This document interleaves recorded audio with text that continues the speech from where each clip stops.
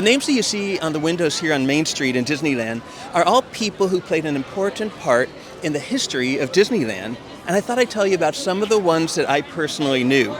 This one above the market house is Ron Dominguez. I want to tell you a little bit about Ron, and I also want to play some audio for you so that you could actually hear him. Ron has the distinction of living on Disneyland property before Disneyland was even a thought. When Disney bought the property, which included the Dominguez house, young Ron and his family were forced to move. And while his mom was pretty upset about having to move, Ron seized the opportunity. He joined the Disney company, and he worked at Disneyland right from the start. On opening day, he was a ticket taker, and later he worked on the Keelboats attraction, where he had a short stint playing the character of Davy Crockett, but he hated the attention.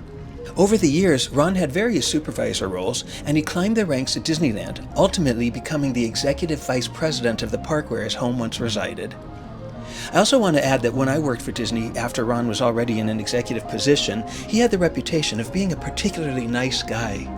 Now, I want you to hear from a conversation I once had with him where I asked him what he liked about working for Disney. I think the thing that probably is the thing I love the most was it was always changing. Every day was a different day. Different parades, different events. There was never just a boring day. There was always something new coming along. Every day it was a new challenge, and you were looking at something new that was coming down from the entertainment division or a new attraction coming. It was just a fun place. And I think that probably was the thing that kept me going the most.